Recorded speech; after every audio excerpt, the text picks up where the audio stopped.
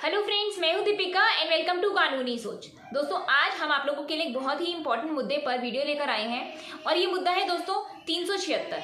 बहुत सारे ऐसे लोग हैं जो 376 के मामले में लड़ रहे हैं, उन पर केस लगा दिए गए हैं। दोस्तों 376 एक ऐसा गंभीर अपराध है जो एक्चुअल में अगर किसी ने ये अपराध करा है, क्राइम करा है, तो उसे कड़ी से कड़ी सजा होनी चाहिए। लेकिन दोस्तों इस अपराध का आजकल मिसयूज भी बहुत हो रहा है। क्या होता है, जैसे लड़का लड़की रिलेशनशिप में होते हैं, उनके बीच में कोई भी मतभेद हुआ तो उसके बाद लड़की जो है वो लड़के पर 376 लगा देती है कि भाई इसने मुझे शादी का झांसा देकर मेरे साथ फिजिकल रिलेशनशिप बनाए। तो इस तरह के आरोप लड़की जब लगा देती है लड़के पर, तो दोस्तों ये आरोप 376 का आरोप जैसे ही लड़के पर लगता है उसकी लाइफ बर्बाद हो जाती है।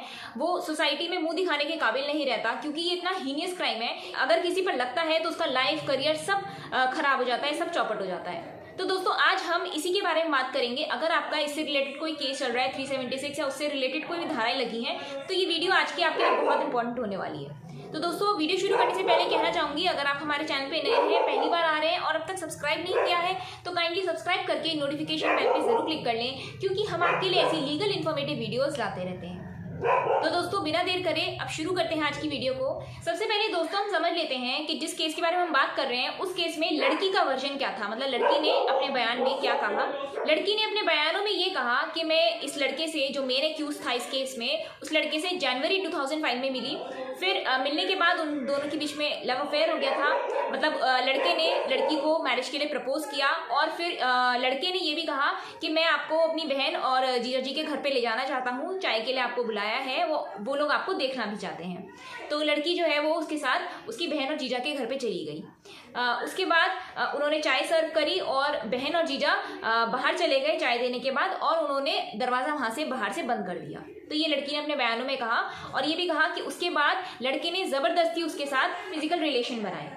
इसके बाद दोस्तों एफआईआर दर्ज हो गई, चार्जशीट पेश हो गई कोर्ट में। ये सारी धाराएं लग गई 376, 366, 34 आईपीसी, 506, ये सारी धाराएं उस लड़के पर और उसकी बहन और जीजा पर लग गए।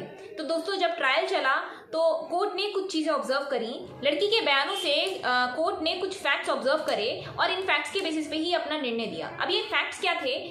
कोर्ट ने ये देखा कि लड़का और लड़की में लव अफेयर था, उनके बीच में रिलेशनशिप था। उनके रिलेशनशिप के दौरान लड़की ने करवा चौथ का फास्ट भी रखा था, और इस करवा चौथ के दौरान उन्होंने कुछ फोटोग्राफ्स भी क्लिक करी थी। उन फोटोग्राफ्स में जो मेन एक्यूज पर्सन था वो भी था और जो लड़की थी वो भी थी। तो कोर्ट ने ये सब देखा कि उन दोनों में लव अफेयर था, और कोर्ट ने ये भी ऑब्जर्व करा कि लड़की को पता चला कि 22 अक्टूबर 2005 को लड़का किसी अन्य लड़की के साथ भाग गया है, और उसके तुरंत बाद ही लड़की ने लड़के के खिलाफ एफआईआर दर्ज करा दी। तो दोस्तों इससे इंटेंशन साफ दिखाई देती है। कोर्ट ने भी देखा कि ये जो एफआईआर दर्ज कराई गई है ये उसके कॉन्सिक्वेंस में कराई गई है, यानी कि ऐसा एक्चुअल में कोई घटना नहीं हुई। उन दोनों के बीच में लव अफेयर था और आपस में कोई उनका मतभेद हुआ और उसके बाद लड़की ने ऐसी एफआईआर दर्ज कराई है। तो कोर्ट ने इन सब चीज़ों को एनालाइज करने के बाद क्या फैसला करा?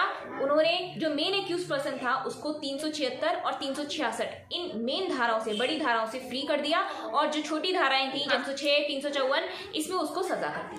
और जो उनके बहन और जीजा थे उनको भी मेन धाराओं से 376, 506 इससे बरी कर दिया गया और 509 में सजा कर दी। इस केस में दोस्तों एक मेन पहलू डॉक्टर की रिपोर्ट का भी था। डॉक्टर की रिपोर्ट को भी कोर्ट ने बहुत एनालाइज करा। डॉक्टर की रिपोर्ट में क्या था कि लड़की के जेनिटल पार्ट्स में कोई भी इंजरी नहीं थी, जिससे कि ये साफ जाहिर होता है कि उसके साथ जबरदस्ती फिजिकल रिलेशन नहीं बनाए गए। दोस्तों इसमें डॉक्टर की रिपोर्ट का भी बहुत ही अहम रोल था इस जजमेंट के फैसले में। तो दोस्तों अगर आपके ऊपर भी 376 का मुकदमा हो गया है, झूठा मुकदमा है, तो आपको डरने की जरूरत नहीं है, क्योंकि जब क्रॉस एग्जामिनेशन होता है लड़की का एविडेंस के टाइम पर, कोर्ट के सामने सारी बातें खुलकर आ जाती हैं। तो जो सच्चाई होती है उसके बेसिस पर ही कोर्ट फैसला करती है। दोस्तों आपकी हेल्प के लिए मैं इस जजमेंट का लिंक डिस्क्रिप्शन बॉक्स में दे दूंगी। अगर आपकी केस की परिस्थितियां उस केस की परिस्थितियों से मैच करती हैं तो आप इस को डाउनलोड करके अपनी पिटीशन में लगा सकते हैं, इसका पूरा लाभ उठा सकते हैं। दोस्तों अगर ये वीडियो आपको हेल्पफुल हो, यूजफुल हो, तो इसे आगे लाइक और शेयर जरूर कीजिएगा। आज की वीडियो में दोस्तों इतना ही। मिलेंगे अगली वीडियो में किसी और टॉपिक के साथ। तब तक के लिए bye bye, take care and thank you for watching.